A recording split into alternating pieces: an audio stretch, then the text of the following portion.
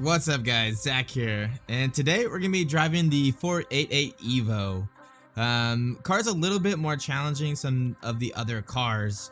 It has a lot of downforce, a little bit more drag than some of the other cars, but a lot of downforce. A little bit more forward on the center of pressure, so it's a little bit more aggressive. So we're going to have a little bit more rotation on that mid corner to exit on the high speed stuff, which might actually be really nice for that uphill right-hander. We're going to start with the Silverstone setup and work our way and get something that feels really nice here at Kyalami. I've been doing a lot of Kyalami lately. This is part of our Kyalami setups that we're doing for RST. Coincidentally, it's also where the US GT SRO qualifier is going to start. So it's actually kind of giving me a little bit of practice while driving these other cars. But we're gonna go ahead and go through the process, guys. If you have any questions or anything about RST or any setup adjustments or what I'm thinking, let me know in the comments. I'll try to address it as we go through. But let's go ahead and jump in it. So you can see we have the 488 EVO here. One of the really cool things with the 488 EVO is you see this lip right here on the front splitter. This is why it's so ride height insensitive compared to some of the other cars. The way that this slopes, it allows it so that different ride heights. So as a car rolls or goes over bumps, there's parts of the splitter that are at these different ride heights. So it maintains a pretty steady front downforce compared to just a flat lip front splitter. So kind of a cool thing. You'll see all the EVO cars have this kind of front splitter design. Something they found out that helps alleviate that ride height sensitivity. So we have a much bigger operating window. Car is really cool though. I actually really like the 488 EVO. I think it's a really cool car. Got the RST livery, the red with the chrome red accents. Absolutely love it. One of the cool things that I think about this car too is this splitter design, this diffuser design. Look at all these rakes. A lot of people, they don't realize this, but you see how these are kind of curved outwards? That's because, again, remember we talked about on the RST Discord, the diffuser is trying to slow down that airflow, and the way we slow down the flow is by expanding it.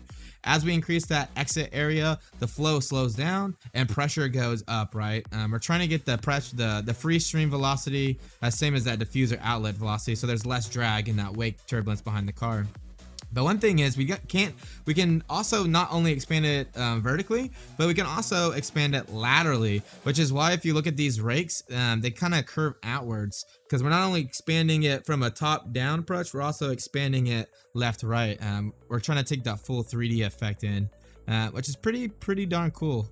I always like looking at these splitters and kind of the downforce elements on these cars because I asked Eris, hey, are these things modeled really accurately or did they simplify them? And he said they're modeled very accurately. So it's kind of cool just to see the differences. But car looks absolutely awesome. But let's go ahead and jump in. So we're just going to exit this replay. Again, going to go to the setup here. And again, we're starting with that Silverstone setup. Probably need to make quite a few tweaks. But one thing I am going to go ahead and tweak is that left pressure. Silverstone's got more right hand turns, which means our left pressures need to start lower. Anytime we do any setup work, we're going to start with the tire pressures, the brake temperatures, because that's also going to affect the pressures, and work our way there. Kyalami's got more even distribution, so we're just going to set these left pressures up by about a PSI just to get us better in the range.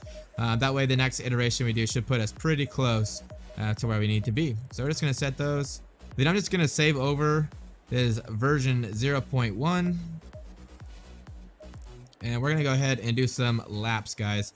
So I have not done any laps today, so this is me and my freshness. So we're gonna get a little practice going through here, and I'm gonna turn down that RST noise because it's a little bit loud.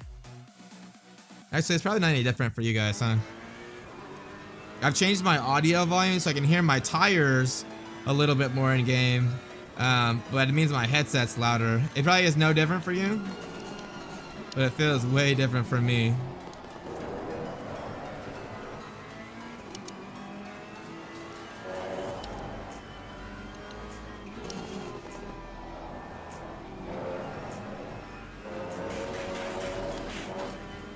Alright, so probably take it just a little bit easier. The tires are pretty cold. We don't want to grain them too hard.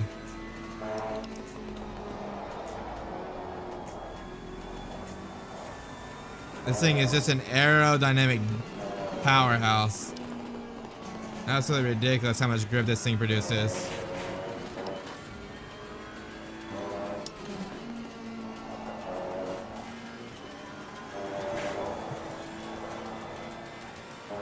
It's pretty funny on this car. You can actually not have to use a lot of bump stop because the front is so ride height insensitive.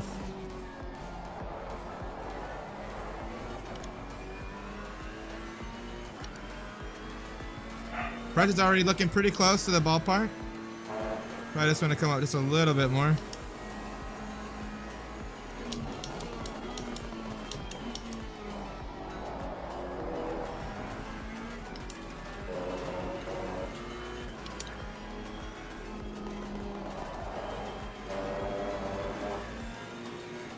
Honestly, the setup feels pretty good already.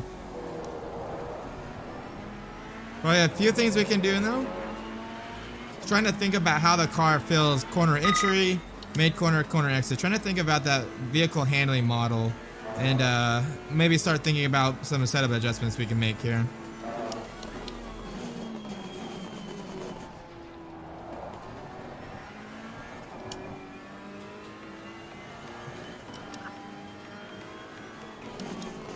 Already feels way better than the what car did we do yesterday? The Lexus. That Lexus was just giving us a hassle yesterday. Oop. Little too much trail breakthrough there. That was my fault. Let's go ahead and reset. So let's go ahead and look at the tire pressure. I think we probably got enough laps to go ahead and set those tire pressures. Let's go ahead and look at them. I already have the car parameters entered in there. We're going to just go to... Oh, I lied. I do not have the car parameters in there. So we're just going to load them up real quick. I already had them dialed in. And I'm also going to add them to the next car session parameter so we don't have that issue again. Cool. And then these are not right.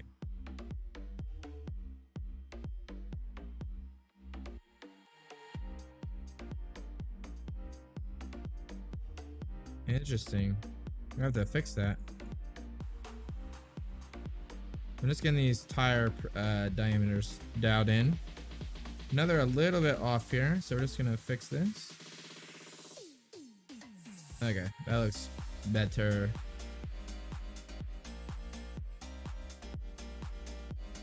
And let's just fix that real quick.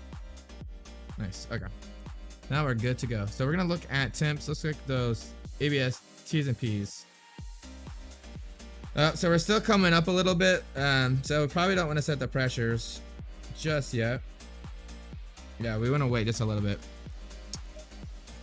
I'm going to add already just one click of wing because I can already feel it's a little bit, not as much downforce as what I would on the rear. Rear feels a little bit loose, so I'm just going to do that just to help us out here. But let's go ahead and try to do a few more warm-up laps again. Try not to spin this time. That turn is so hard to be so precise on just because you want to just like basically put your foot like barely just to get the nose down to get a little bit more downforce. And if you do a little bit too much through there, you saw what happened, you spin. But if you don't do enough, you just kind of understeer through there. So it's very, very challenging to get right. Especially when we first get the setup loaded because we haven't done all of our setup adjustments yet. And again, we already said that the 488 has a little bit more forward center of gravity.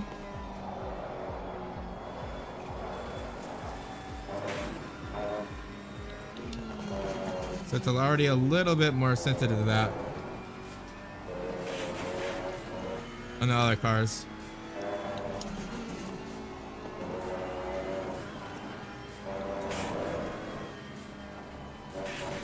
Being way too aggressive here. I think what it is earlier today I was driving the Ascent and I have it really set up nicely because I've been practicing for SRO. I just need to calm it down just a little bit here so we get the car feeling where we like.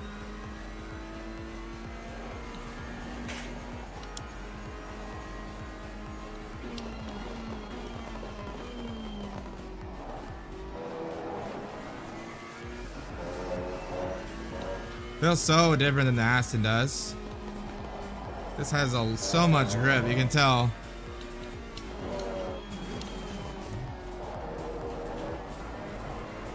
This car you can definitely carry like more mid-corner speed than some of the other cars, it feels like.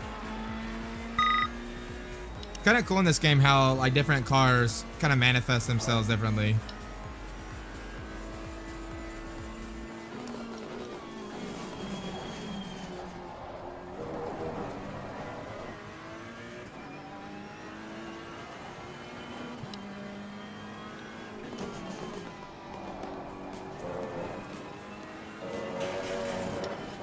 That corner is so crazy. It feels like you're launching yourself off that curb.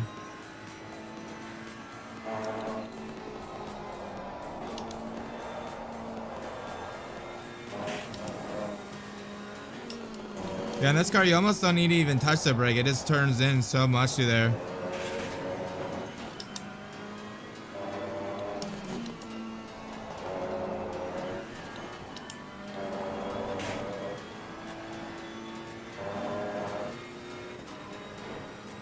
So a little bit loose on the rear. Might add another click of wing or so. God, the exit just feels so good though. Alright, tire pressures are coming up. Maybe a little high on the left side. Let's just do a few more laps to see where it goes.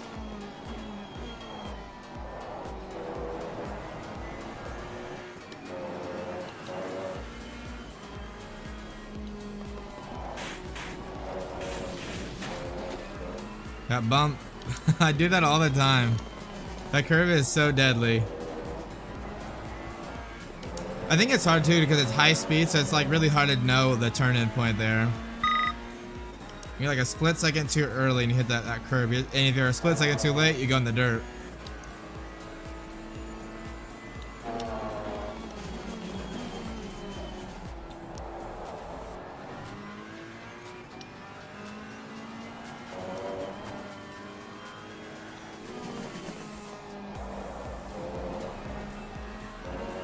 Nice. I felt really good through there.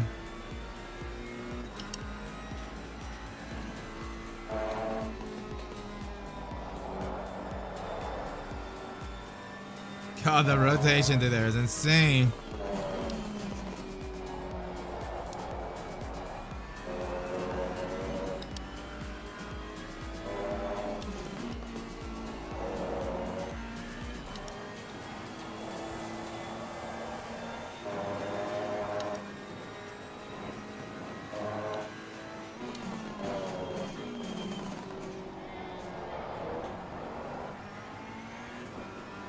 Yeah, keeping the car really balanced through there. Adding a little bit of throttle as you come off the brake really helps. Those tire pressures are pretty much spot on.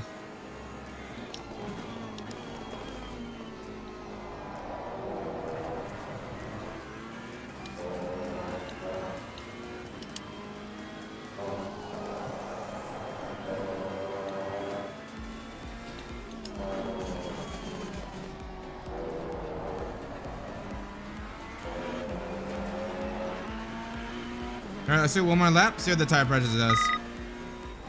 43.1, already pretty quick though. I think we can make it a little bit more stable. I think that'll help just a little bit. The high speed's a little bit too aggressive, I think.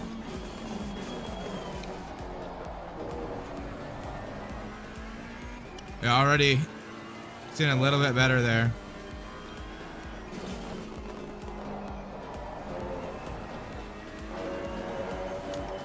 Also a little broke the car a little bit too early through there.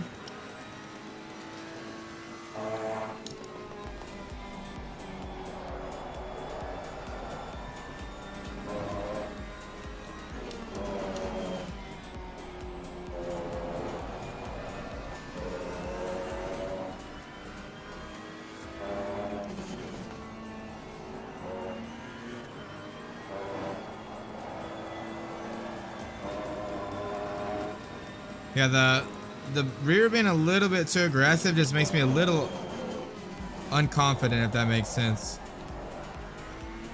I just feel like I really have to baby the car rather than throwing it in like I want to. Alright, after this we're gonna go look at the data though. I think the tire pressure and temperature are pretty much normalized out.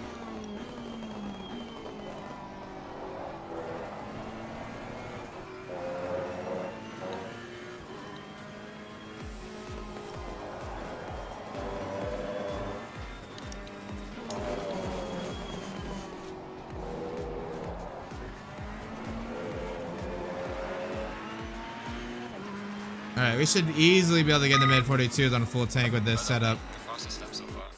All right, let's go ahead. Let's go back to the pits and check out the data. So we're gonna look at lap 4 for tire temp data. Again, you always want to wait kind of near the end after 2 or 3 laps so that the tires come up to the nominal pressures and temperatures. So first thing I'm going to check is just to make sure I'm not overheating the tires. So I'm looking to make sure they're below 95 degrees, which they are. The hottest they get is 86 degrees. So we got plenty of room. 87 on that riff right. So a little bit higher there. Looking at the pressures, pretty much spot on. I think the right hand side just needs to come down a click. Everywhere else looks really, really good. Maybe a click. Let's go do 2 clicks on the left, 2 clicks on the right. I think the left to right looks really good though. So I'm just going to go ahead and make that change. And I'm actually going to go down. I'm going to look at the brakes again. I think the rear brakes are just a little bit too cool. So I'm going to drop that rear brake duct. Let's see what we're at right now. We're going to go 3 to 2. So we'll decrease the rear tire pressure by like 0.2 even more, because as we close that rear brake duct, we're going to add more temperature into the brakes. So it's just going to add more internal temperature and pressure into those tires on the rear. So you need to come down just a little bit more. Looking at inner middle out, rears are like 7, so they're pretty high actually. Front is like 6, so actually have more in the rear than on the front.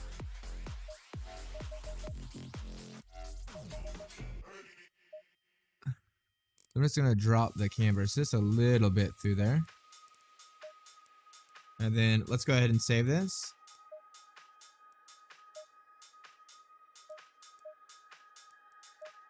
All right, so that should be good. So again, I was thinking about how the car felt mid corner, you know, corner entry, corner exit. Mid corner and corner exit, or corner entry, corner exit, felt really good. The only place I felt it was a little bit on the high speed, that right downhill. It was like really nervous. As soon as I turned, it could sometimes be a little bit too much.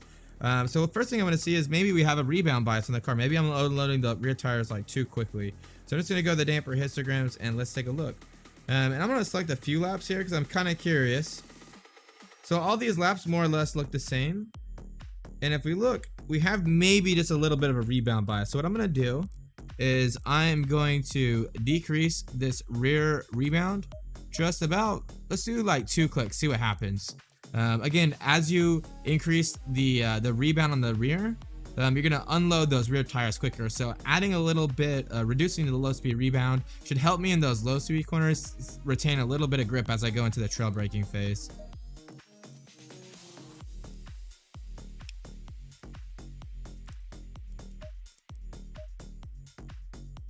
All right, guys, let's go ahead and make those changes. So all I did was I dropped the rear ride height 1 click, I added 1 click of wing, and I dropped the rear rebound as a click. And let's see if that makes it a little bit more stable through some of these high speed regions. So let's go ahead and take a look.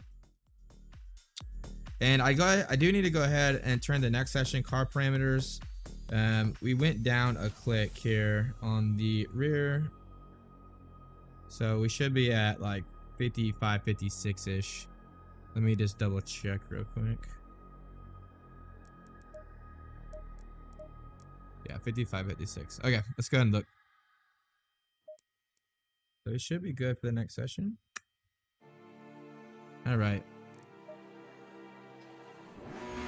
And what we'll do is we'll go get this data. I'm actually gonna give the pit limiter on so that when I come back in, I can look at the static ride heights. Again, sometimes people stop on the track. I like to just engage the pit limiter, and then that way I can see it when I look at the data, and now we don't have to stop.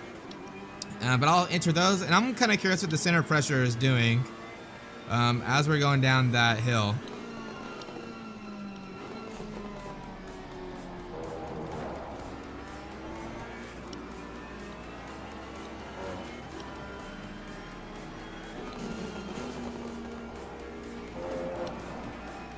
So the car feels a lot better, but it's still, we're not up to those tire pressures. So we'll just wait a little bit. I'm gonna go a little bit easy. Much better.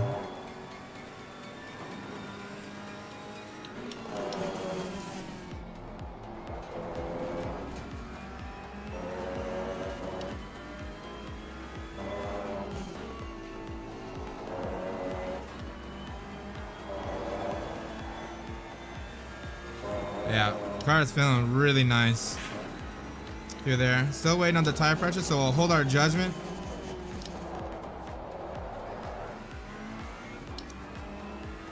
Really good traction on the exit there. This car is really fun to drive, actually. Sometimes I really struggle with it, but today is just really, really good.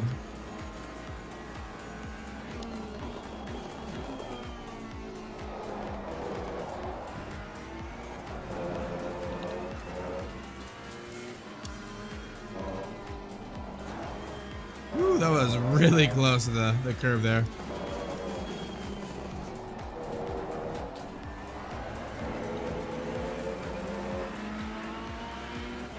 All right, brake temperatures are looking a lot better there. Staying pretty much in the green the whole time now.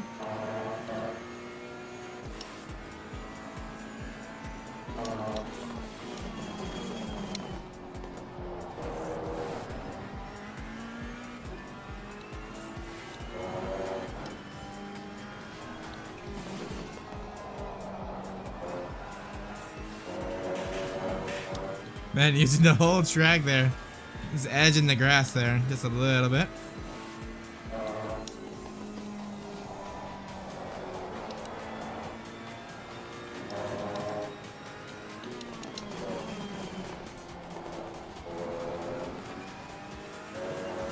Nice. We're green.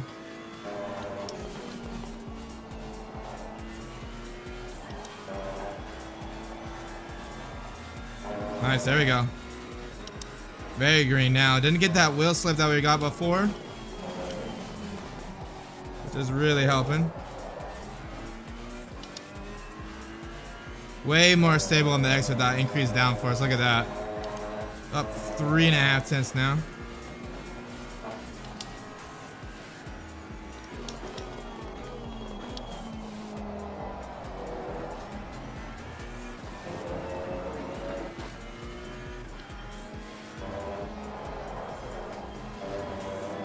Nice.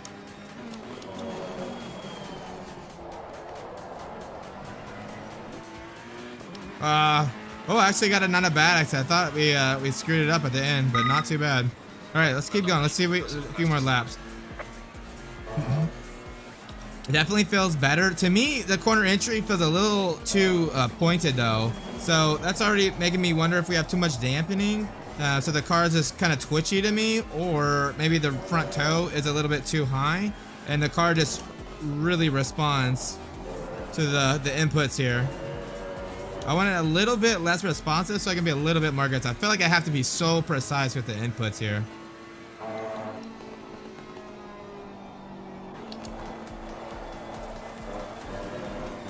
Especially through there.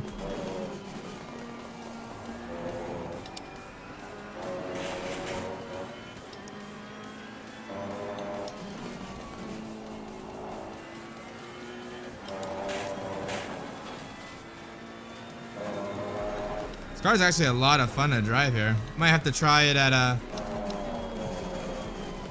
SRO. This really grips up in these high-speed turns. So much downforce for this car.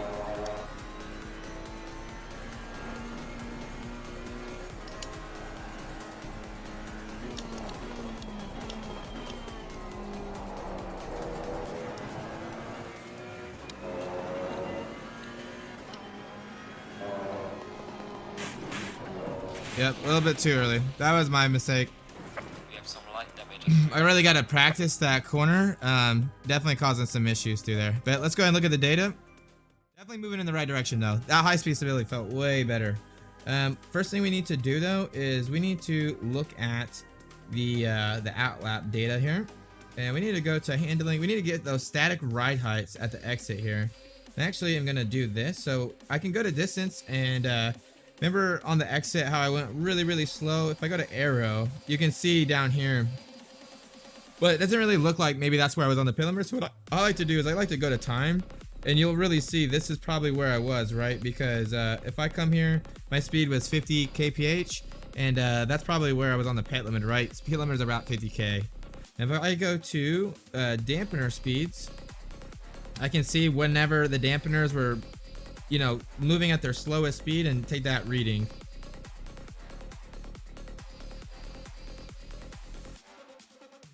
So it looks like, you know, any of these would be good. A little bit oscillations here, just because again we're on the limiter, so we're kind of bouncing. You can actually see the jaggedness of the pit limiter here. So we just want to make sure that we're taking a reading when we're pretty flat through there. And you can see the front is right around 13.5 and the rear is like right around 25. So we're gonna go ahead and enter that for the next one. Already 13.5 and already 25. Okay, so even though we dropped the rear ride height a click, it didn't really affect the static ride heights, which is good to know. I guess we didn't make a big enough change to really cause an effect there. But let's go ahead, let's switch it back to distance, and then let's compare that lap we just did versus the quickest lap we did before, which is a 43. And let's try to see where we gain that time. I'm kind of curious. So I'm just gonna go to driver overview, and I'm gonna go to the time grip, and let's see. So you can see we pretty much gained all that time, and that high speed right hander that's off cambered, I guess that increased rear grip really helped through there. Let's go ahead and look at the aero tab though, and I'm gonna go click on, let's click on downforce.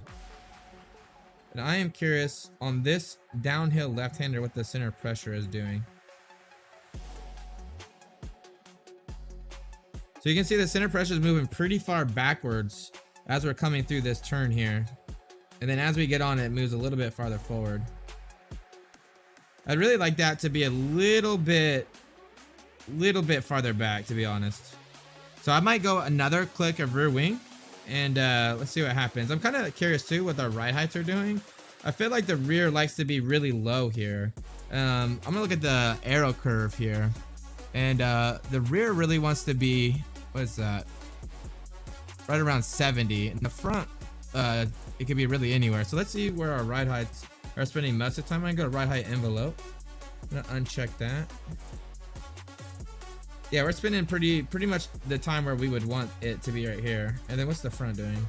Like 45 to 55. What's that? Oh yeah, that's like pretty much perfectly. Okay, cool. One thing I did notice too is, remember I said it felt like really responsive to me? Let's go to the pitch and roll gain, see what those pitch and roll gains are. Yeah, 3.87 is pretty on the low side. So I could decrease the roll stiffness. I could increase the height, which is bad. It's going to increase straight transfer. What I want to try is maybe decreasing the front toe. The more front toe you have, what's going to happen is that initial turning response is going to be really tight. It's going to be really responsive, and the mid corner will wash out. But that's really easy to unsettle the car if you have a lot of bite at the beginning. So I'm going to decrease the rear toe. That should help me be a little bit more aggressive on the steering wheel. Again, I'm a little bit different. I don't like to be so precise. I like to like throw it in there and then see how it feels. So I'm going to lower that front toe just a little bit so I can do that. So let's see. Yeah, the front toe is a little bit on the high side.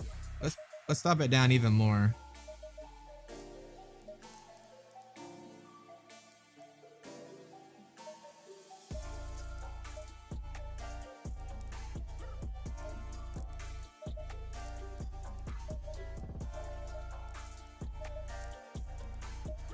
Okay, and then I'm gonna adjust the, let's look at the damper histograms after that one. Yeah, so you see, okay, so you see the red, this was the old histograms, and you remember how I said I dropped the rear rebound on the rear? So you can see these bars went down and it moved over to the right a little bit. So instead of the peak being at 0, now it's a little bit over here, so it's a little bit better. So we're gonna have a little less rebound in the rear, and you could definitely feel it on corner entry. I'm gonna try dropping that front bump down just a little bit though.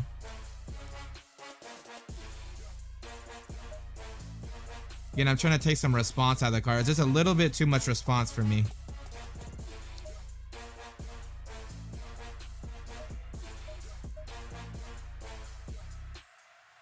Everything else felt good. Let's try this now. So this is gonna be 0.3 that we're at. Again, all I did is increase that rear wing just a little bit and try to take some response out. So I decreased the front toe out so that I don't have as much bite at the beginning of the turn-in response. And then I decreased the front bump. If you look at my post of the day, you'll see that I posted a graph of how the car forces build up And one of the first thing that builds is that dampening force, right? So decreasing that front compression helps, you know, make the car not respond as much at that really initial input. So we're gonna try to do that and see what happens. But this is, I'm gonna go ahead and label this data. This was the 0.3 setup. And then let's make sure. Oh, sorry, I lied. This is 0.2.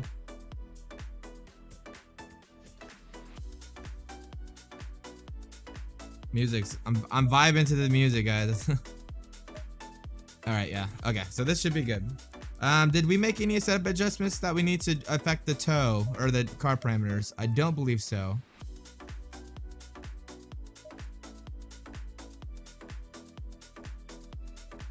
Yeah, I believe we should be good here, guys. Let's look at the tire wear too. Tire wear is really even. Maybe a little bit more tire wear on the rear, but we'll fix that. So this is gonna be 0.3. Let's go get it. So again, we're trying to take some response out of the car on that corner entry phase. It's a little bit sensitive to me.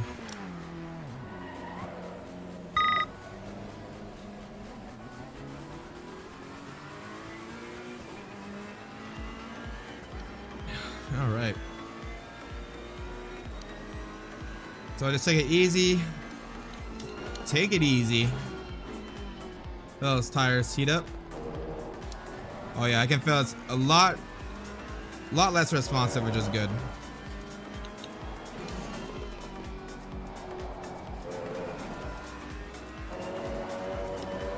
Yeah, just when you have a very responsive car, you just have to be so precise. And I'm a little bit more aggressive on the steering input. This car just loves this high speed stuff though. Jesus, it just turns.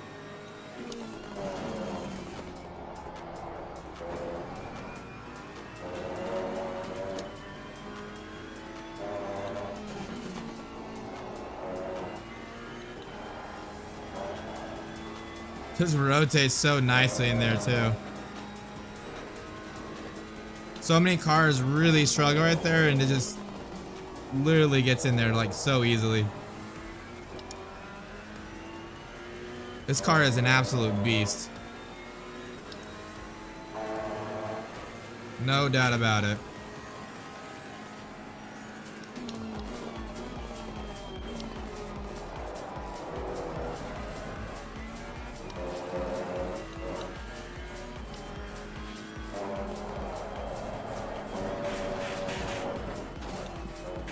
Ooh, that was a good save.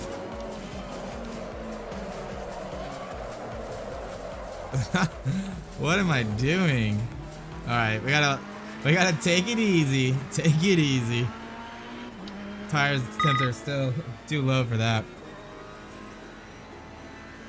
Hope you guys are having a good day, by the way.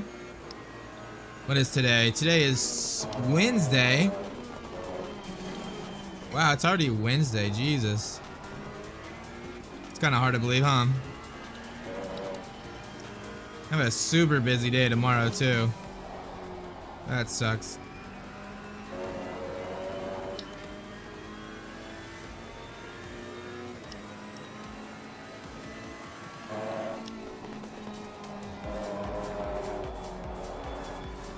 Ah, it feels so nice. You just let off the throttle and it turns right in.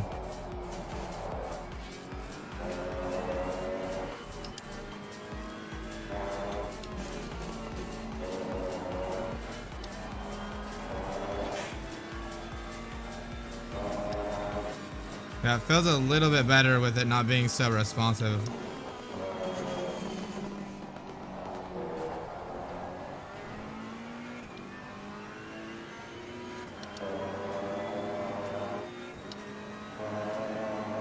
Alright, let's cross the finish line and see what we can do here. I'm actually really happy with this setup, which is kind of funny.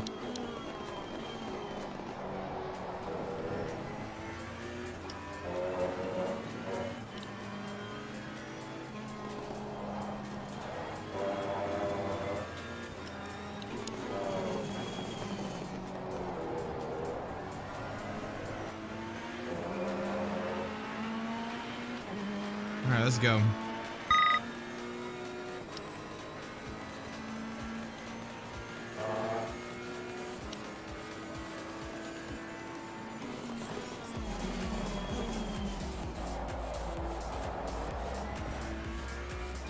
buddy.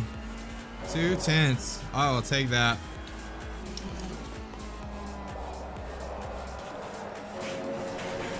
Ah. That's my bad. Tried pushing it a little bit too hard there.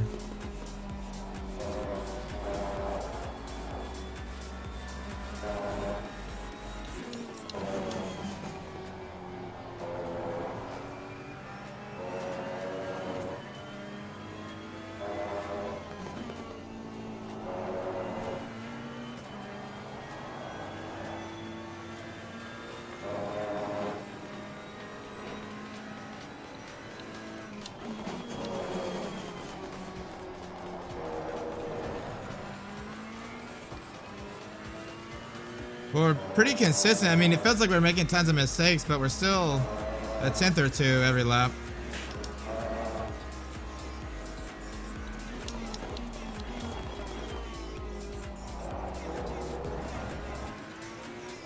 Crazy, the brakes on this car are just so good.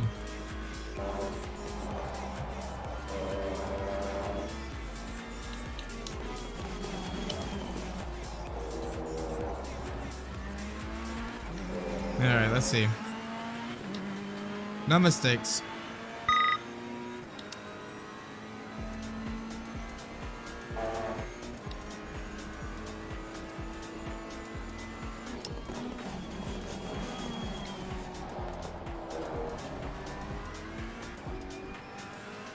Three tenths, come on.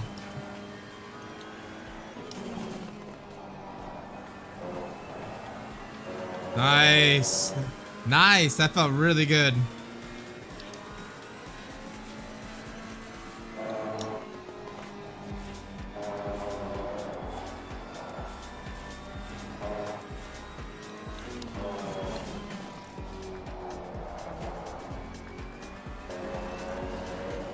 Come on.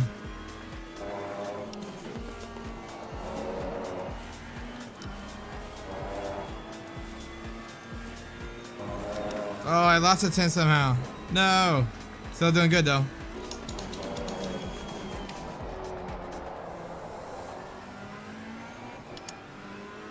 Golly, I really chucked it in there. It's so much mid-corner speed and the car is stuck, man. Insane. This car is really quick here.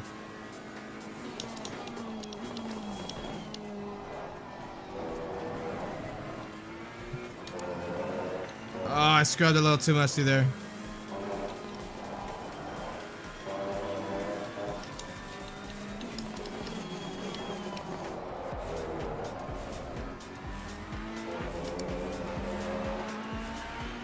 All right. Well, there's another 10th. I'm curious. Let's try one more clicker rear down for us. I feel like the rear is still just a little bit loose, and that felt really good with the front. Really not an issue there. Let's look at the data real quick. Let's compare the two here.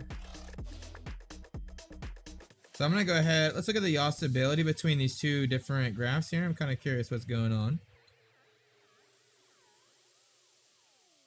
So let's look at where we started with the setup. That's gonna be a bad one. Let's do like, this is a decent lap, and then let's look at one of these laps. So you see these red peaks. These are areas where we definitely got more oversteer. The white line, that's the new setup. You can see it's a little bit more neutral. The higher or the lower, the more oversteer or understeer. You can see this white's a little bit more closely grouped than that data behind. Not a lot, but definitely like right here. You know, this is that left-hander on turn, I think it's turn 3. Look how unstable I was getting through there.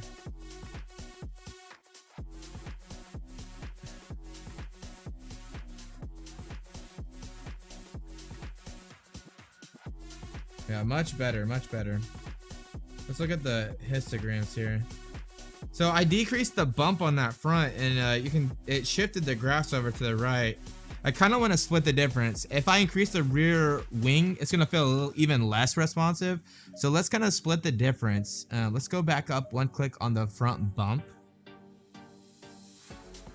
I think that'll put us like right where we want to be.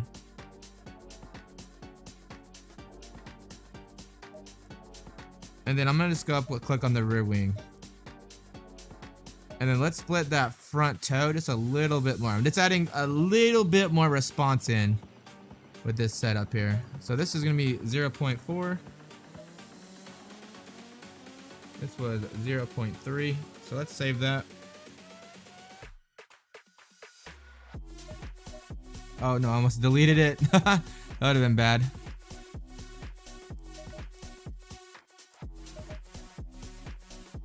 Really trying to get the rear tame here with this setup. Let's go back. So again, we just added a little bit more response in by increasing the front compression dampening. So we get a little bit more bite when we first get that steering component. Same, a little bit more front toe out. Not as much as what was before, but just added a little bit.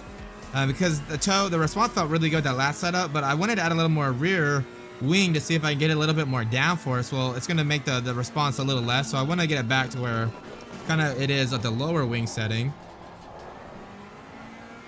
Let's try it. Let's see. So we have to beat 42.8.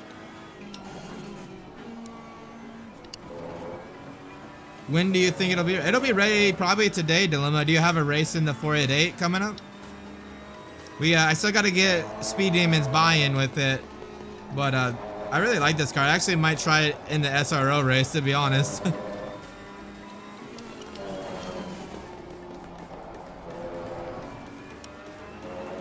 Man, it feels so grippy with that rear wing.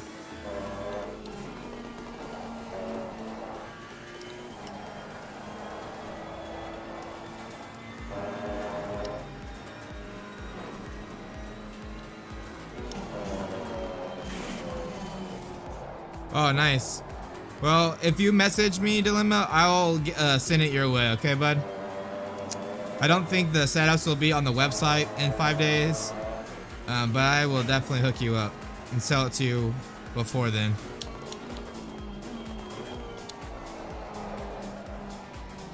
Man, I keep pushing it before the tire pressures are up. This car is very sensitive to tire pressures.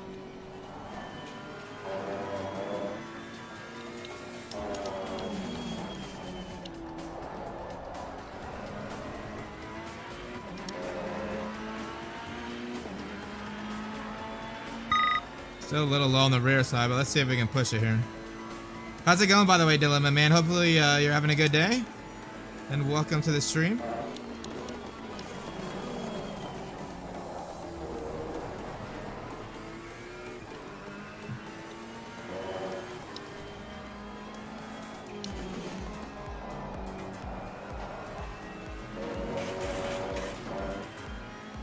Ooh, lost a little bit there.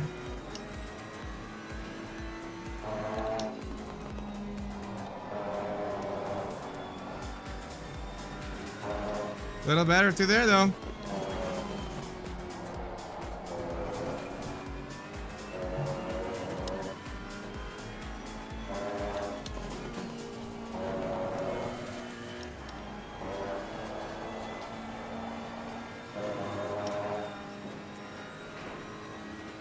Let's see what happens here.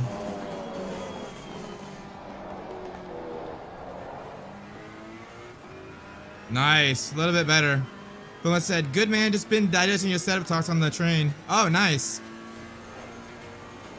Yeah, I drove a train on a train once, dude. It's like kind of boring. Like, it's nice to have videos or something to be able to watch.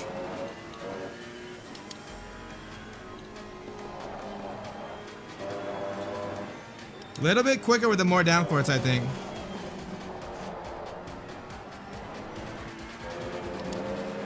Yeah, 3/10 there. I just had more traction on the exit. 42.2. Let's go, guys. Feeling a little bit of understeer on the uphill right-hander. I think we're going to look at the dampener speeds. I might want to add a click of high-speed dampening.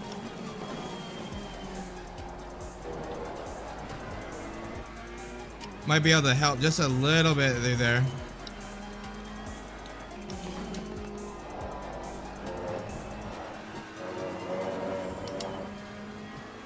There we go. Not really, the extra wings not really hurting me down the straight here.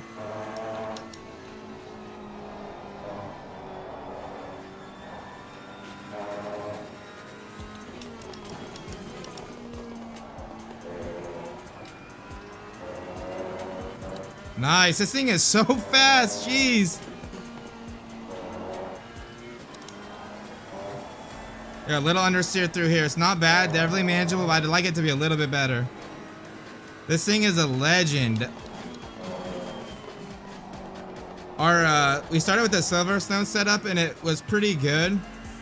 Honestly, the car feels really good. The Ferrari's a little bit less ride height sensitive to the other cars, so you can run higher bump stop gaps, which makes it more compliant over the curves, right? You don't need the bump stop as much for the aero as you do the other cars, so you can kind of get away with it. Come on, 4/10. Yeah, extra wing definitely felt good. Oh, I got a little exit oversteer on the exit there. Oh yeah, 41.9. Let's go. All right, let's just do a few more laps, see how it feels. See if we get to notice anything. I want to see if that uphill right-hander is going to be an issue for us.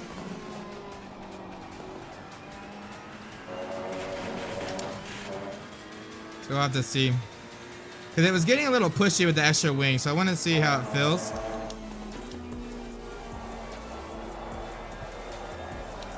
Because we might add a click of high-speed rear bump. Because it's a little bit bumpy on that downhill right-hander, or the uphill right-hander. Like right here. Pushing right there, just a little bit. So let's go ahead and go try that. So Dilemma said, I am really high ride height to experiment with it at Olin Park, and the other Ferrari guys were scratching their head, wondering why I could take the curves and make so much time. Yeah, it's actually, this car is very ride height unsensitive, so you can definitely get away with more ride height. Again, you'll have more lateral low transfer, but if you're trying to ride curves like at Olin Park, that's not a big issue, right? I want to try to get a little bit more oversteer through there. So let's go ahead and look at the RST data. So this is the new data.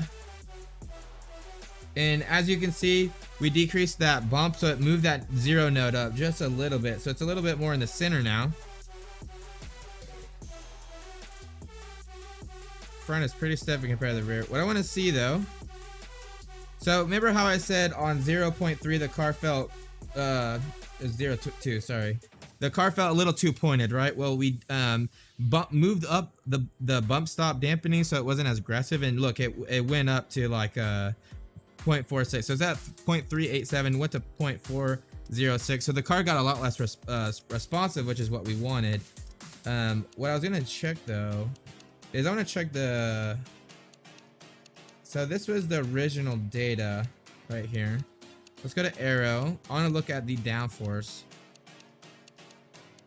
So you can see this is the difference right here between max wing and 2 clicks less than max wing. So you can see this is the center of pressure, and let's see. Oh, interesting.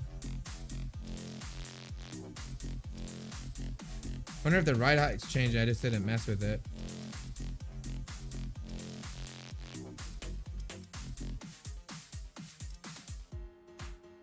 I bet these changed. I bet this went up a click because I moved the ride height down just 1 click. Let's see.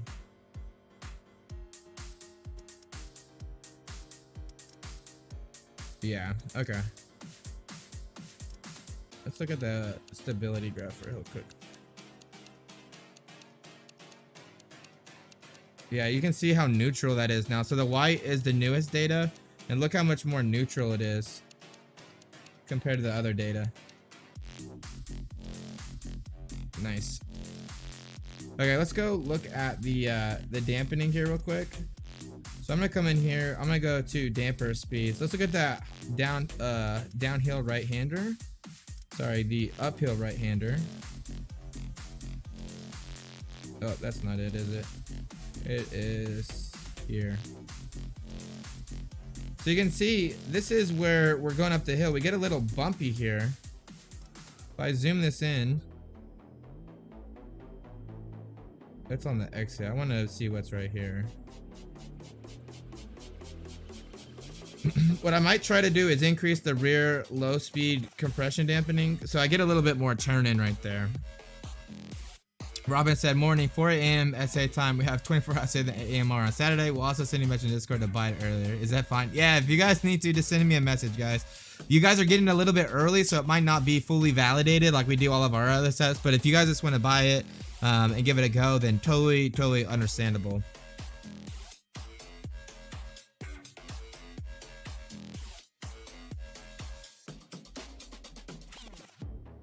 So here it's kind of bumpy. So maybe we just do increase the high speed dampening. Let's look at the suspension. Let's go to histogram here. Where am I at? Damper histograms.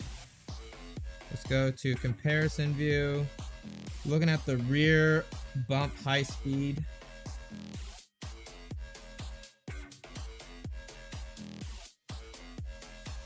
Yeah, the high speed's a little bit less dampening. Okay, let's try that.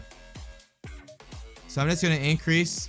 So again, the slow stuff felt a lot better with the extra wing, but that high speed uphill right hander, I'm getting a little bit of push, not too bad, but definitely just a little bit. So I'm going to increase the rear dampening because I look at the dampening speeds for that part of the track and I see some high speed dampening or high speed dampener speeds there. So if I increase that fast bump, that shouldn't affect the low speed corners. But when I get on that throttle, all that weight shifts back, that rear is going to compress, which is going to add some, if the compression is dampening there, it's going to load the tire quicker, which is why I want to get that turn in. So I'm just going to increase that front bump. Let's just do 2 clicks. And see how she feels. Everything else feeling really good though. So we'll save this as 0.4. This was 0.4. And now we're gonna save this as 0.5 in the setup. So again, it's a little bit more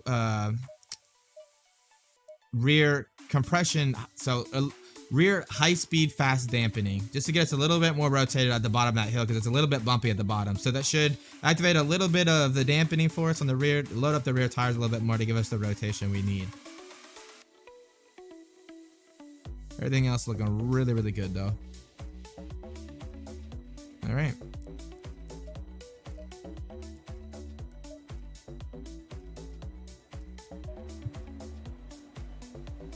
The limit said, how does it feel to be one of 3 people in the world at 390? I'm definitely not one of 3, but I really like having the 3090. It's a great card. I was able to tax deduct because RST is like a side business and it's kind of a business expense to be able to do these streams with the graphics card. That's the main reason I did, so I could stream and play the game. But I love it, dude. It's awesome. All right, this car is very sensitive to pressure, so we're just gonna take it easy.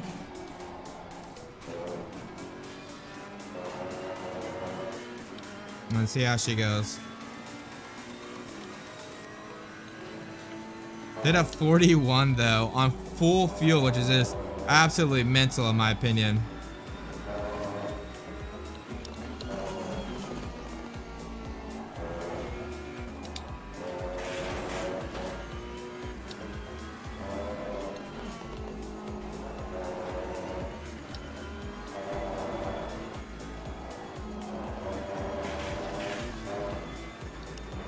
All right, gotta take it easy. Gotta get those pressures up.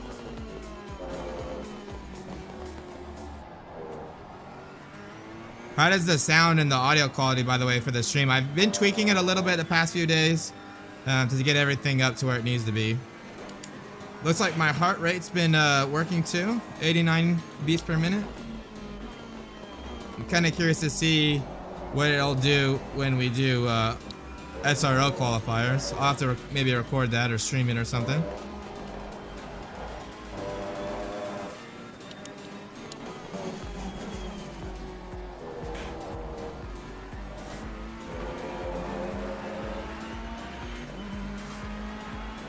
Alright, tire pressure is still a little bit on the low side.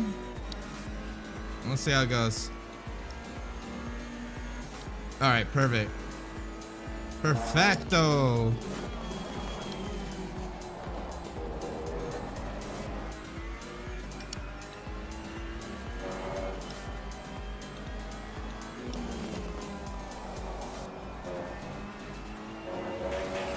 Oh, using that whole track through there, guys.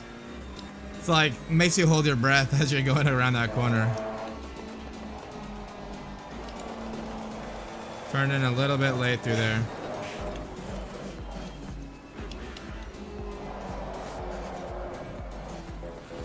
Alright, now we're driving like an idiot. It would dilemma, but we market these setups for endurance racing. So we like to make them with full fuel, and then we also check things like tire wear and stuff like that, which you cannot do in hot lap mode.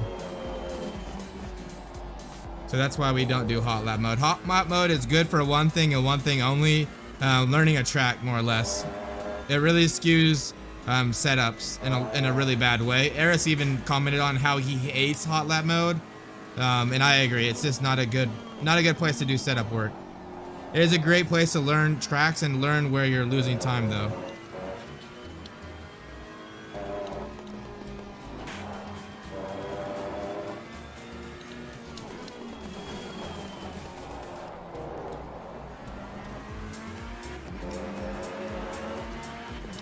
Alright, tire pressures are coming up. Let's go ahead and start pushing here.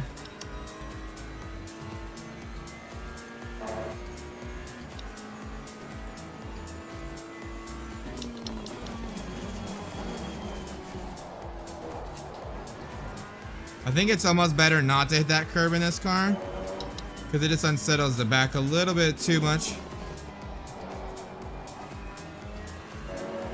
Oh, that was just really nice. Come on. No, I don't, Dilemma.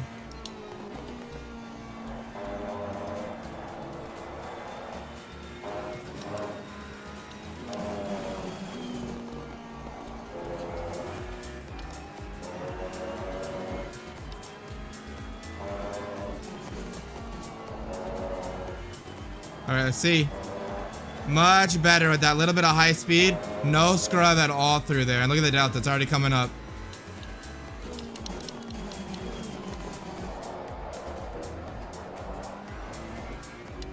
Oh, I lost it on the exit. Just got a little loose there.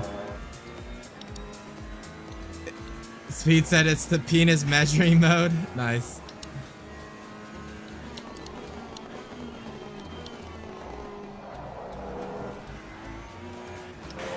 Nah.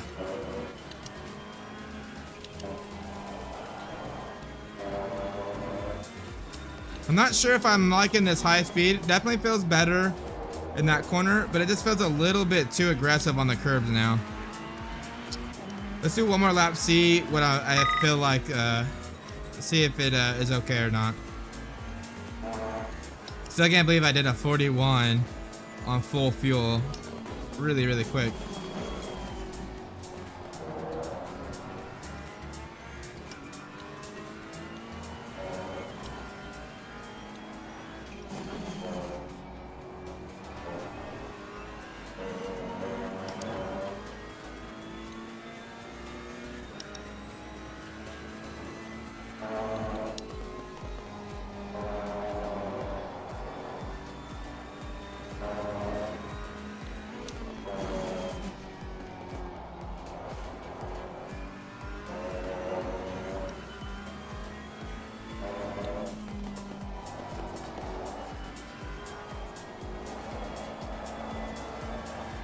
Turn. Yeah, 1 second. Let me get on the straight here.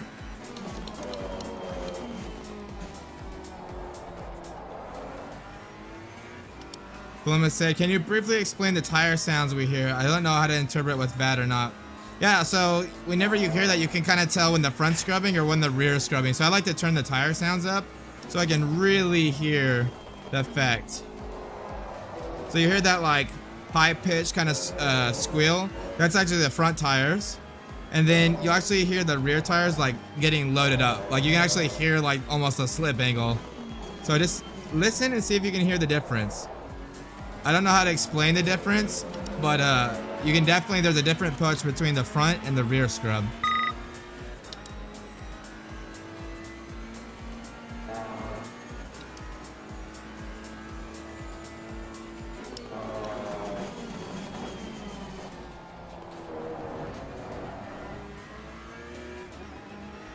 Yeah, on the curb it just gets a little bit too.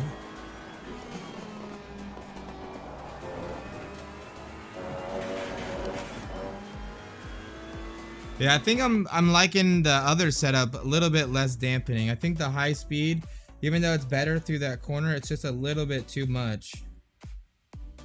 So if we let's look at this range right here. So this is the high speed range, right? Let's make this like a little bit bigger. So you see the different, the yellow green is the rear and the red is the front. And you can see they have lower dampening speeds, which means they're probably less weight or more dampening. So I increased the rear dampening in this range. So you should see lower lines. And it's just a little bit lower, maybe. It's pretty close though. Yeah, these are, you can see these are, oh, you guys can't see. So I'll show you. So the yellow green's the rear, like you can see, and this is the higher dampening. So you can see the purple line's a little bit lower because I increased that dampening. But to me, it's a little bit too aggressive.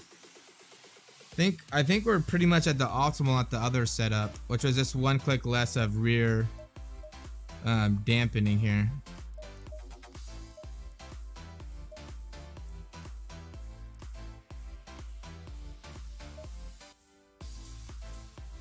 I'm gonna look at the tire wear here. Tire wear is so good right now. 293 all the way around.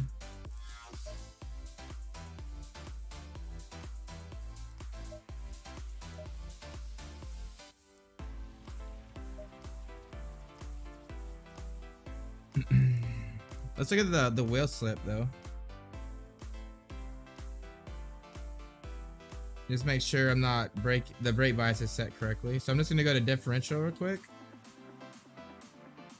And let's look at the front compared to the rear. So turn one's a good one to look at the brake bias. You can see it's at 4. Highest, let's see at the end of the braking zone. Usually the end of the braking zone is where you're gonna have the most lock. 2.5, 3.6. So you can see it's a little bit higher on the rear at the end of the braking zone, but not too bad. 3.8, 3.3. The brake bias is set pretty good. Let's check on the end turn because that's another good turn that's to see here. So that hill at the top of the corner, that's where I'd like to check it as well. So yeah, like right here. So let's check, you know, at this maximum braking. So 4.674 so it's pretty even. All right, see you, Speed Demon. Thanks for stopping by, man. But yeah, dude, the setup feels really good. It was really close to the Silverstone setup. The main thing that we had to do was add a little bit of high speed stability to the setup. Once we did that, car felt phenomenal. So we're gonna go ahead and call that good, guys. What we're gonna do is we're gonna save this as version 0.6. And then let's do a race. I always like to tell people, don't just do these setups in a vacuum. Make sure that you're doing them in like race conditions to make sure that if AI get in front of you or anything happens, you can kind of account for it. We did pretty much just to give an overview of the setup though. We tweaked the dampeners, we tweaked the ride heights, we tweaked the rear wing, and we tweaked the rear camber and the front toe. So we did make quite a few changes, but it was really, really close. It's just kind of fine tuning some of those things. But let's go ahead, load up into a quick race, do a little quick 20-minute race, 30-minute race with the AI, and make sure that the setup is raceable. So we're just gonna go back now, back out.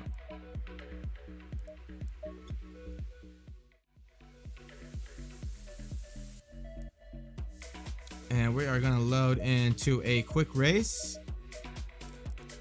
Let's go ahead, put our starting position mid-pack. So let's just do like P15. And let's give it a go. Probably gonna be a pretty quick stream tonight. I think we're only an hour in at this point.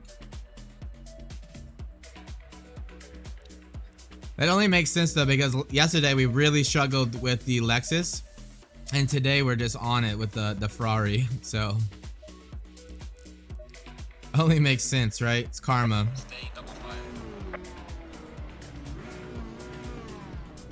All right, should be 23C, yeah, 23 ambient. So same conditions as the practice, but we're doing race again. We're trying to taste this raceability. What happens if someone gets out in front of me Then I have to hit the slam of the brakes or move the steering input. I want to make sure I'm not going to just lose the car. I'm trying to make sure that this car is very raceable. So we're going to go ahead and do this race here. And I just realized it's set for 15. Let's go ahead and expand that because we did spend the setup went so quick. I want to expand it out just a little bit. So let's just do like a 25-minute race. That sounds like a perfect mixture. That'll put us right around 2 hours. So we're again just gonna load that setup and give it a go.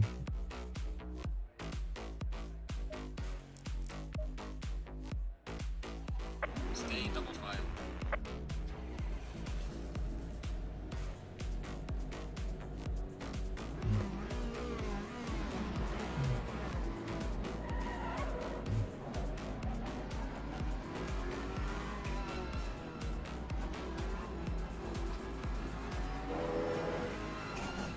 Just dragging my brake right now, trying to get those tire brake temps up so they put some pressure and temperature into the front tires.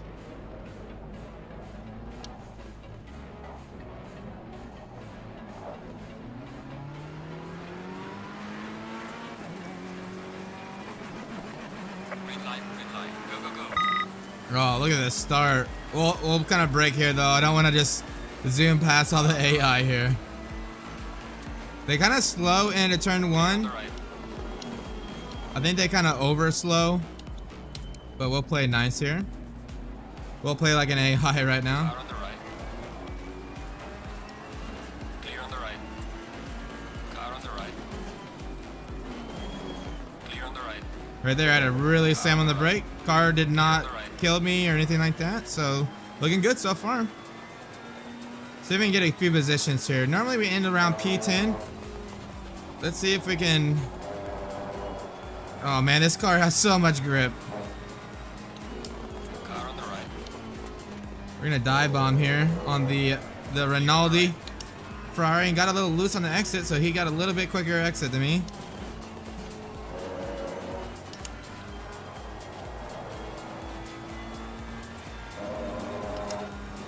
Car feels good under dirty air too. Not really noticing any issues here.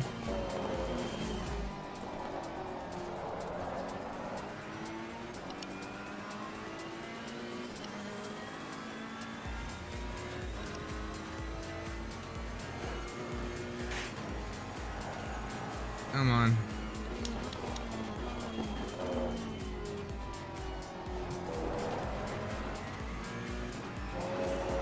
Really hard to follow traffic here at Kyalami.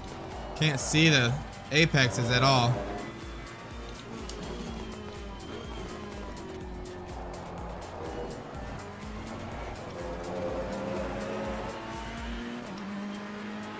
Alright, tire press is up. Let's go ahead and start trying to make some moves here. Love the sound of this car too. It sounds like such a cool car, doesn't it? He broke way early there. We're gonna take the inside here.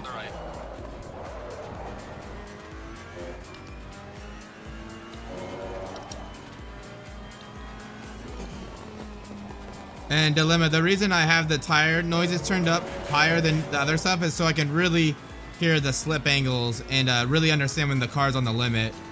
You want to use as much of your senses as possible. And audio is just one that can help us understand what the car is doing. Not just force feedback or our visual picture.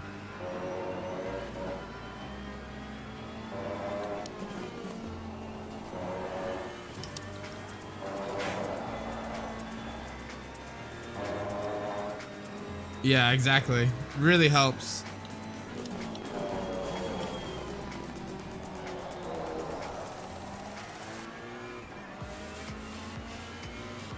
Alright, these guys have a little bit of a gap to us, see if we can catch them. Car feels really good though. A little low on the rear tire pressure though.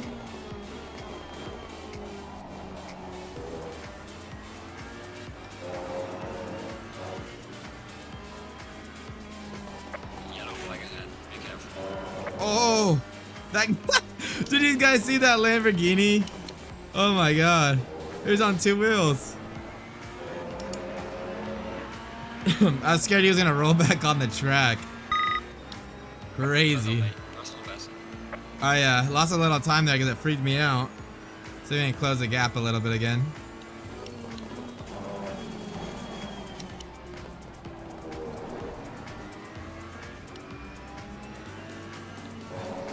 Oh, they're braking. All right.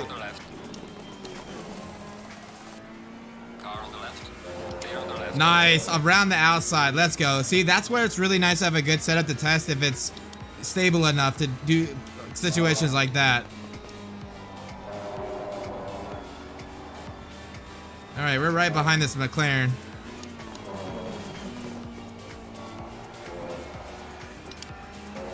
See if we can make something happen here.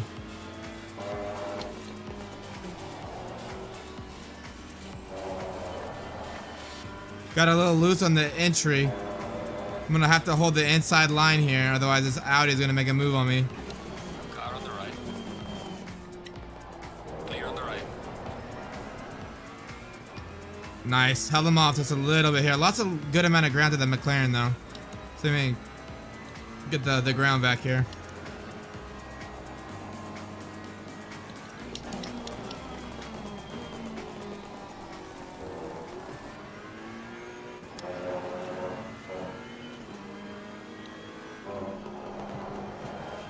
It's not too bad. I wanted a little bit twitchy. Oh, he must have had damage from that, hitting that. Alright, let's see if we can hold on to it. I mean, here at Kyalami, you do want the rotation. Like, you really need it in those high-speed corners. But, no, it feels good. It's on the limit, but it's really quick. Oh, he's looking on the inside. Had to stay a little wide there.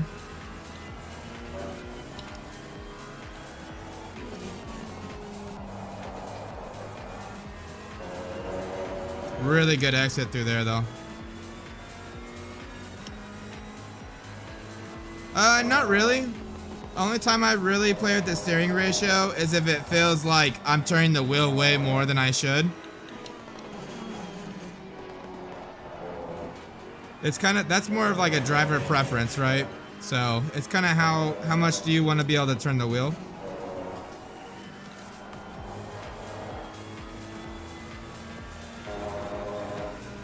We started with the Silverstone setup, so the steering ratio for this track already feels good to me.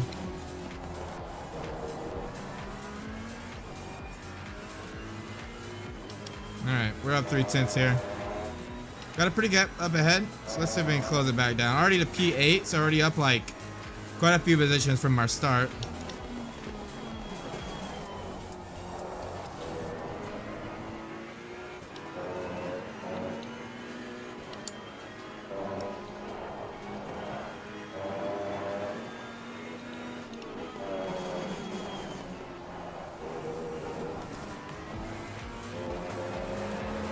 Nice. 42.4, let's go. Gaining on the car ahead is 3. Yeah, I got 6/10 on the car ahead.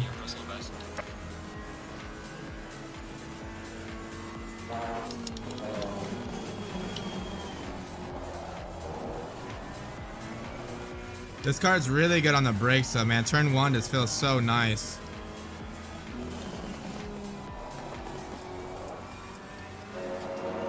A little late on the throttle there, but not too bad. Still up 2/10.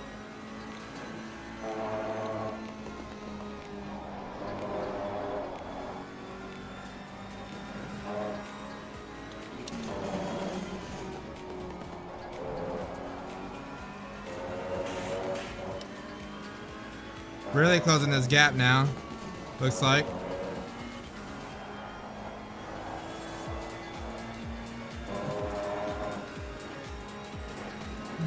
Let's go. Dilemma, are you gonna try to do SRO? You gonna do the qualifier for it? There's actually a lot of people coming into the America series. I think it's a combination because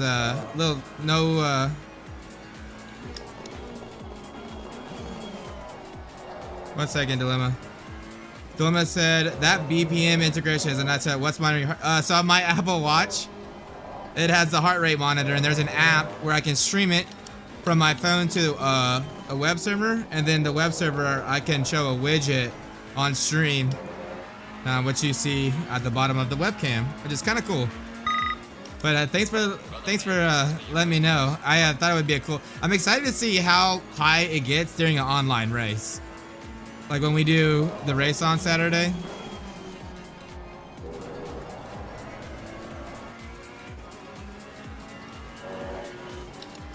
God, this car is so quick.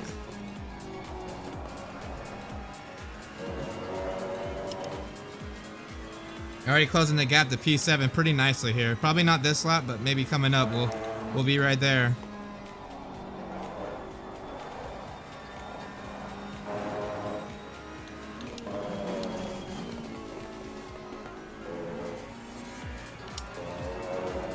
A little too slow there. Overslowed the car.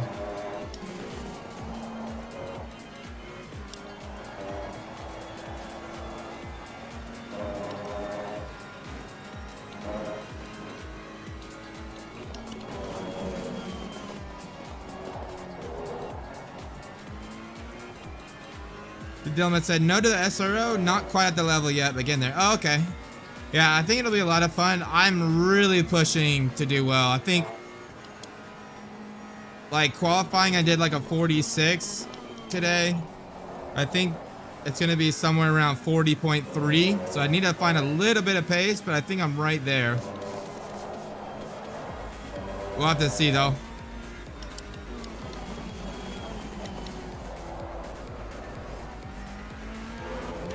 Really hustling the car through here.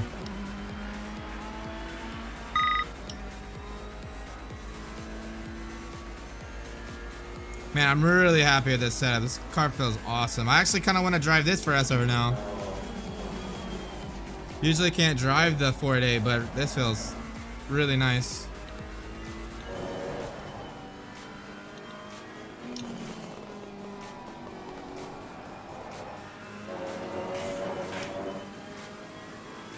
Oh, okay, gotcha.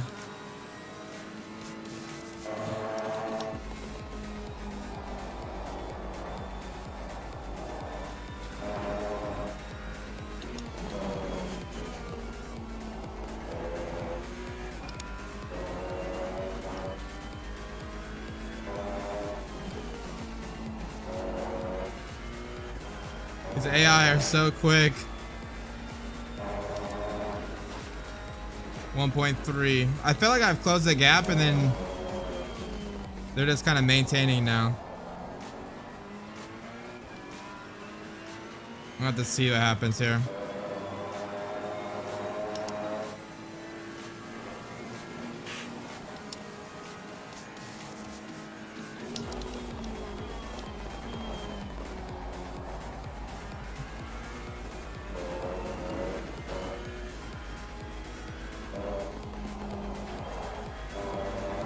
That turn would be so scary in real life.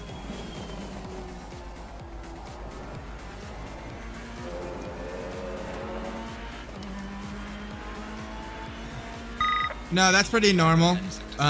This car is on the limit, so you have to imagine if it's on the limit, then we hit a curve, it's gonna load that outside tire even more, right? Which is gonna push it over. So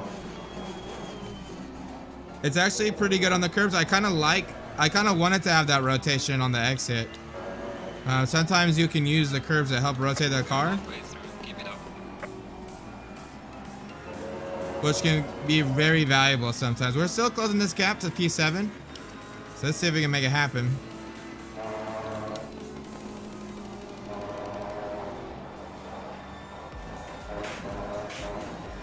Woo! That was a mistake. Got way too wide. That curve, that exit curve was a little bit aggressive. All right, we got to recompose here. This Audi's gonna make a move on us.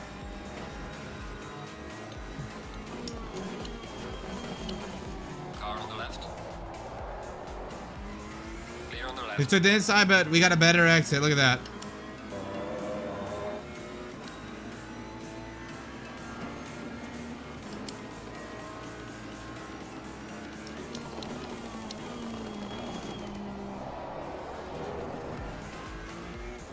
All that hard work down the drain. Let's see if we can close the gap back up again.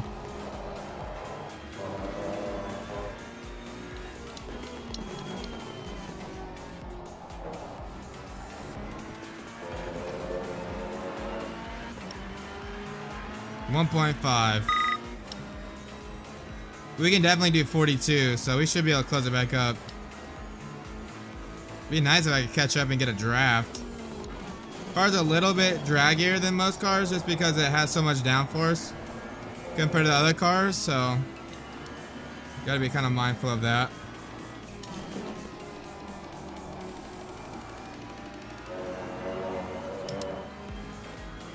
Alright, now we go.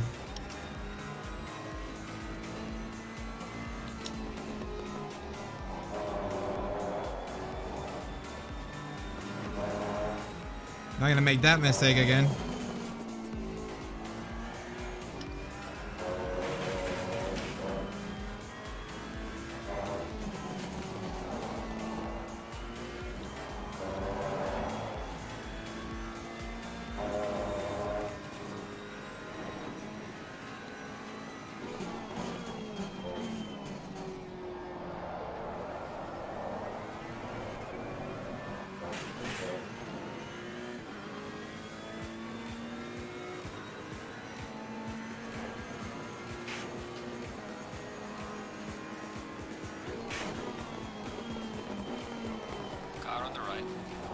He's looking at the inside. Had to go a little wider to avoid contact there.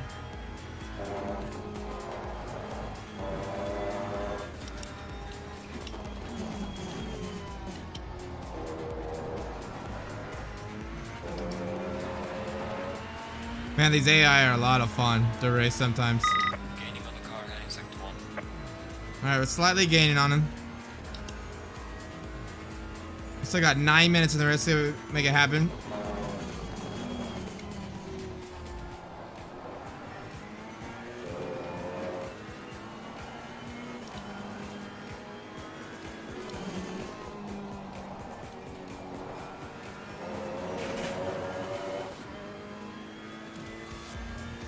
.42, 4 laps of shakedown. Nice. Hey, what's up, Coop? Hopefully you're having a good time.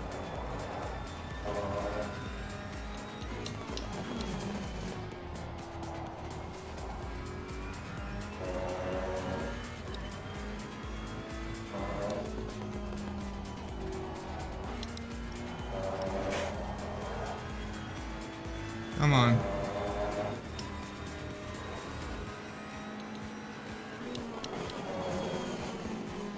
Ooh, that Audi's gonna hit me.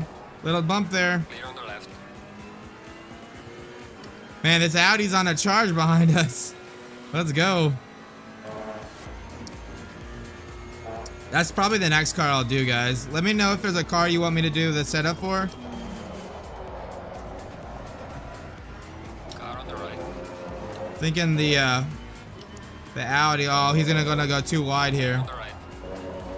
Why would you go too wide through there? That was so stupid. Lost so much time.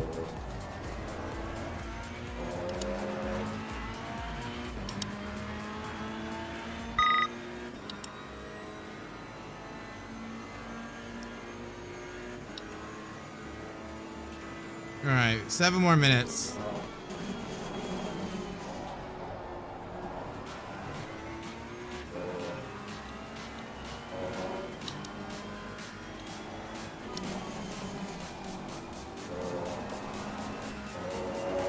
Woo, buddy. That was on the limit right there. 42.3 though, come on.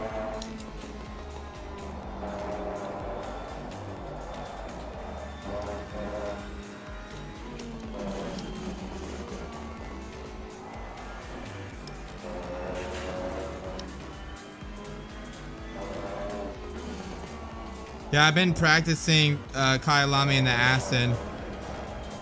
God, get off my curb, Zach.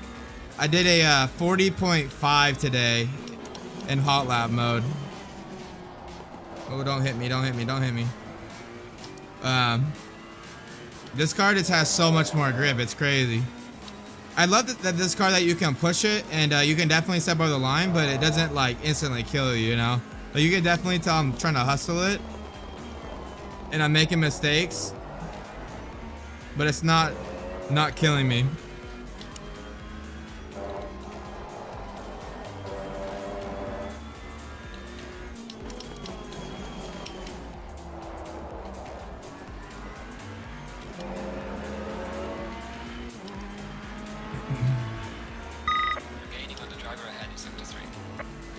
Alright, he did a 43.3. I don't know, guys. 1.7. I got 5 minutes left. That's like, what? 2-3 laps?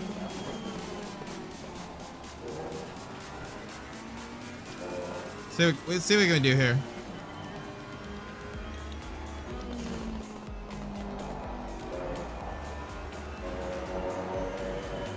That was a nice exit.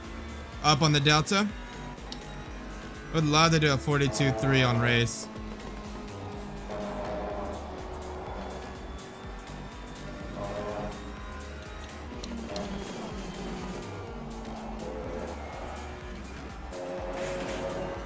Oh, God. On the throttle just a little bit too early there.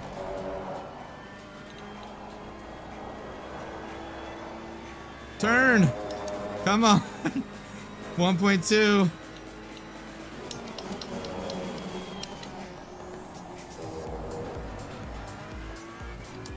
Definitely trying to hustle this car. I want to catch that damn Porsche.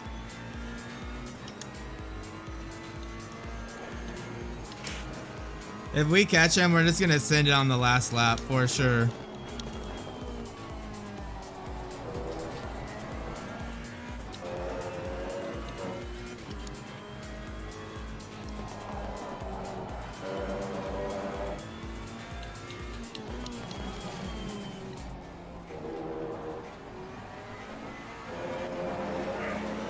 All right, that's a 42.4. I'll take that. Come on. Got probably 2 more laps. Yeah, 2 more laps, maybe 3.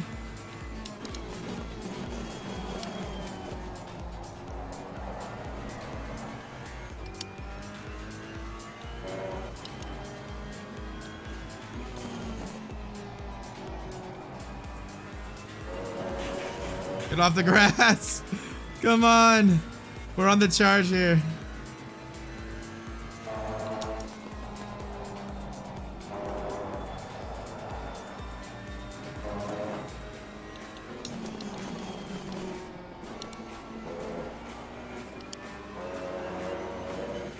All right, we're right here behind this guy.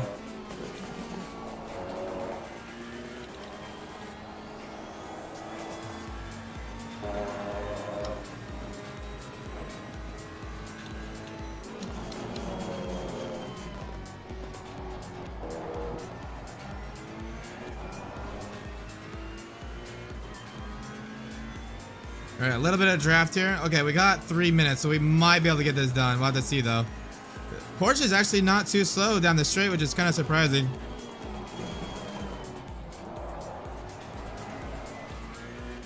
Trying to get a better run through here.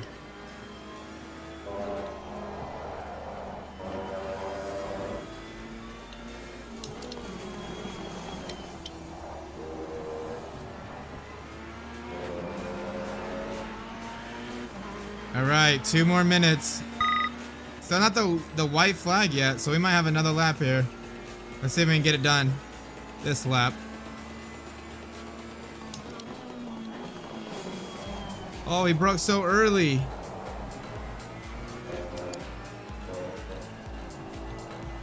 Oh no, I think that's gonna be it. We'll have to see.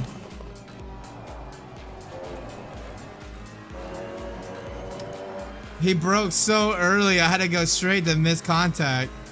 I should just put it in the back of him.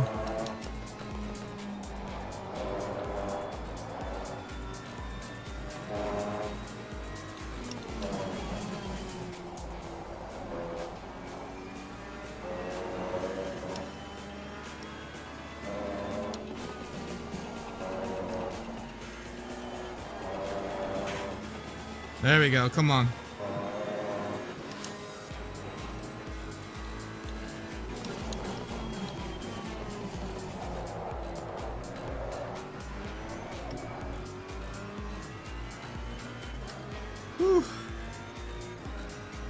Alright, we're like in the same position as we were last lap, damn it.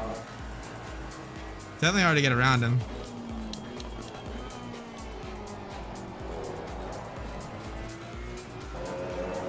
Yellow flag, good job. Couldn't see the apex at all.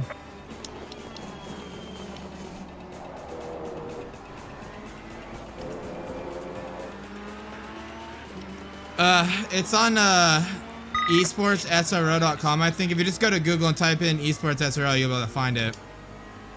All right, guys. I'm gonna try to take the inside down here. Backed out of it. That's gonna give me a good run here.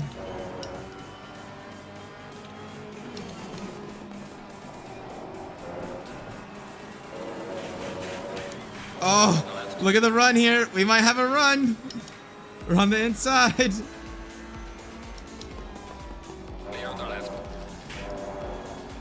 Come on, get it done. Get it done. He's still behind.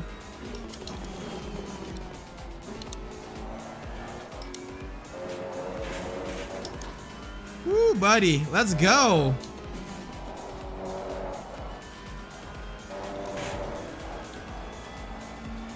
That curve, man. I was trying to get the rotation there, but you have to be careful doing that because if you take too much, you just get over-rotated.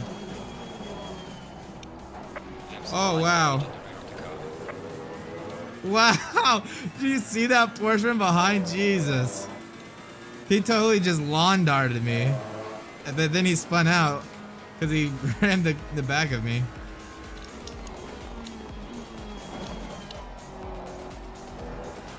Said I had damage, so I gotta be a little bit careful through here.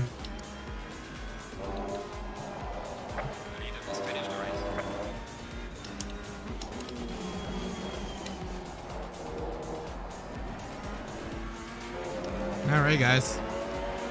Felt really good. Alright, I'm gonna see the tire wear on that. Let's go ahead and see. Let's look at the tire wear and then we'll watch the replay for that. Pretty much 42s the whole time. A few 43s, probably what I was getting in traffic. Did a 42.4 a few times, so pretty good. Let's look at the tire wear real quick though. What lap stent? So 2.69, 2.61, 2.68, 2.74. So a little bit more wear on the rear, but not too bad. I was getting a lot of oversteer. I was probably a little bit too aggressive. So we'll probably make a few tweaks before the setup goes live. I'll probably figure out how to get a little bit more rear traction, but overall I'm super happy with the setup. The car was really competitive, very easy to drive on the limit. Would step out, but it wouldn't kill me. I knew where that limit was at pretty much the whole time. A2 Grove said, can you explain quickly when you're done the circle G, the scatter dots on the RC? I do not know how to use it. Yeah, so let's look at that real quick. So I'm gonna go ahead and pull it up. We'll just go to one of these laps. We'll just do this 42.4. So if I go to the traction circle here, you can see this is the graph for longitudinal and lateral acceleration. So this is telling me pretty much the traction force of the tire, and you can see you know, if I make this a little bit smaller, so I bring it up, I'm getting about 2 G's under braking, and I'm getting about 2 G's on cornering. So I know that the tire's limit is about 2 G's. No matter what I do, I'm not going to be able to get much more than 2 G's.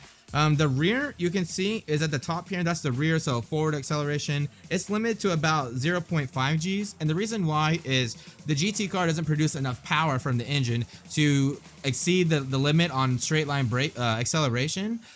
So you're not ever tire limited on pure acceleration on a GT car. You're always going to be engine limited. So that's why it doesn't go to 2G. If we were like in a Formula 1 car or something that had a really big engine with a really low weight distribution, we probably would be limited by the tire, and this would look more like a circle rather than being like a flat on top. So the other thing is these graphs on the right. A lot of people, they don't know what these are. This is so before we had lateral and longitudinal on one graph, this is just lateral or just longitudinal. So longitudinal is showing us our straight line braking and straight line acceleration, and you see how there's a curve here. This is speed on the y-axis. So you can see as we go up in speed, we are able to pull more G's under braking. So this is this slope here on the front is a good indication of how sensitive the front is to downforce. the steeper the slope, the more downforce and the better braking we get at higher speeds. If you just saw like a flat line, that probably would mean that the car doesn't produce a lot of downforce. Downforce isn't as important to you as like mechanical grip, right? So we know these GT3s, they produce quite a bit of downforce, so we see a slanted curve here. Same on the lateral, so this is just cornering. But again, the speed is trying to indicate the effects of downforce, whereas longitude lateral is just telling us kind of the limits of the tire without that downforce. So that's kind of what the G&G graph is. You use it to try to figure out if you can gain more traction or less. If you go to track, you'll see there's this overall grip metric, this 1.5. This is actually kind of that radius of that circle. So if you do some setup work and you see this number go up, it means you're getting more average grip, which means you're probably going to have a better lap time. So just kind of something to kind of keep in mind. If I go to run graph, you can also see this graph. So this is the total grip graph. And you can see it's pretty flat up here. This means I have pretty good setup evolution. The grip isn't really after time that the grip doesn't come off. I'm wearing the tires at the same rate as I'm burning the fuel, so the grip is pretty much staying constant. If you saw a decrease in this line as time went on, it probably means you're wearing the tires quicker than you're burning the fuel, which means you're able to get less grip and slower lap times over time. So just something to be on the lookout for setup evolution. But let's go ahead and look at the replay real quick. I want to watch that Porsche battle. That was crazy. I'm actually gonna save this too. So we watch the highlights here. Oh, you can't watch the highlights. You can only save them. All right, let's watch. All right, here's the Porsche battle here. Let's watch this. So this was a pretty hard battle between me and this Porsche here. I was really chasing him the whole race.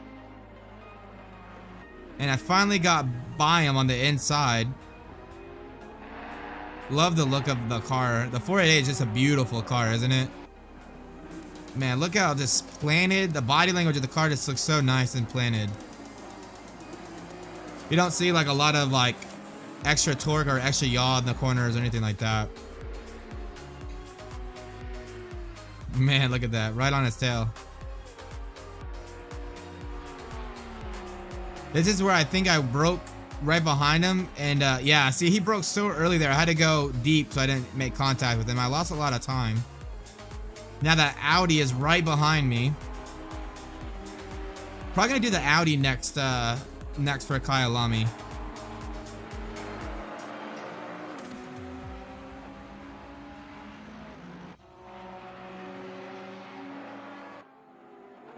Alright, so this next lap is where I actually get the move done. We're just trying to keep it nice and close.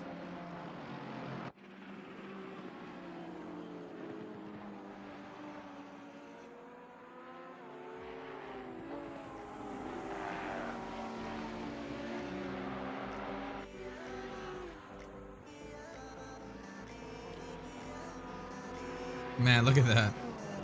Love good racing like that.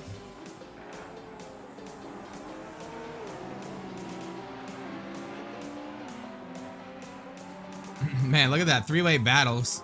All within probably like a few tenths of each other.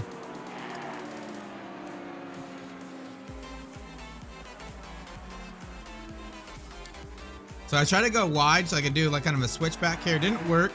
Got a good run though on him. I just couldn't make the pass here. Alright, next is coming up. This is where we get it done though. Oh no, speed. Oh, look at that. Look at that exit right on him. So this next turn, I knew that he was going to brake early there because that's how he broke last time. So I'm already thinking I'm going to dive up the inside here, and I'm close enough to make it happen. I'm still a little bit far back, but I just kind of show the nose a little bit. It kind of throws him off because it's a little bit deep there, and I'm able to get on the tack here. So this is where he loses a little bit too much speed. I use the whole track here, and we go side by side down the straight. And I'm just a little bit more brave on the inside. I'll brake him just a little bit through here and take that position. He's already trying to look up the inside though.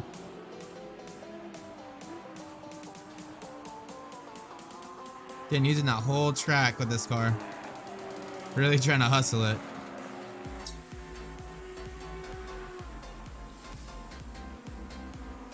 And now that Porsche is behind, battling that Audi.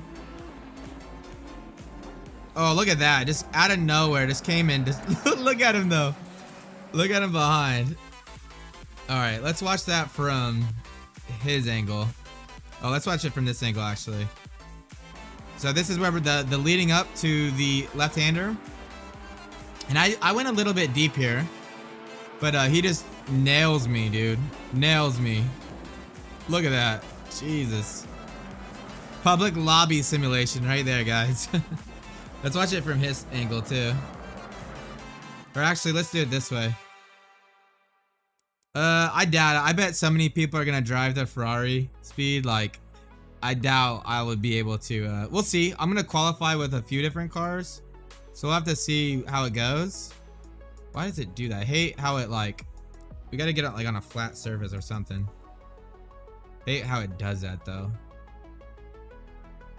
Okay, so yeah, let's look at it from this angle.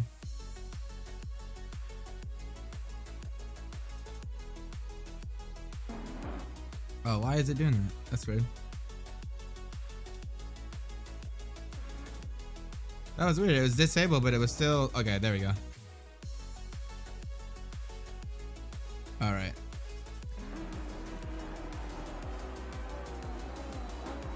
Oh, no. I meant to reverse it just a little bit here. So sensitive, Jesus. Alright, let's... really slow here. Look at this carnage coming in.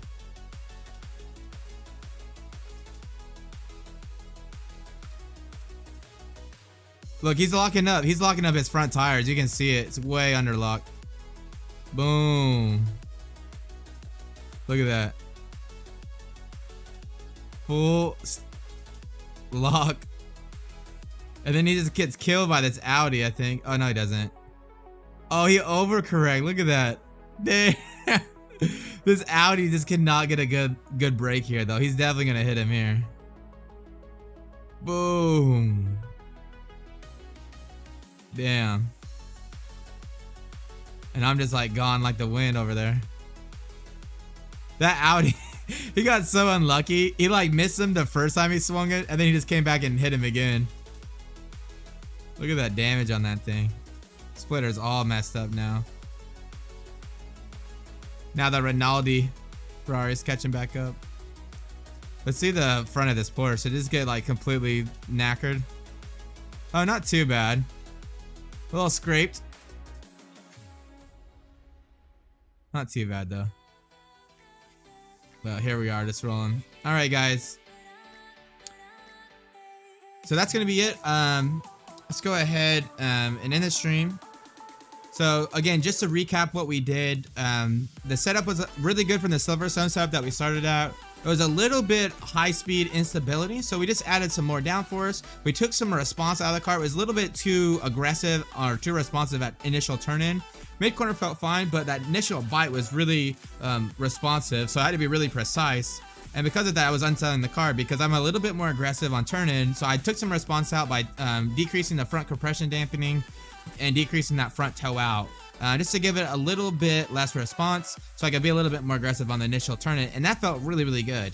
That fixed pretty much all my issues. We did the race. Car felt awesome. Was able to easily avoid and battle with other cars. Maybe a little bit more rear tire wear than I would like. So we're going to probably look at that when me and Speed Demon validate. We're going to do a full stint, so a full 1 hour race with the setup and try to figure out how we, what's going on. It might not be an issue. It just looked like it was a little bit more on the rear tire wear, but we'll definitely take a look.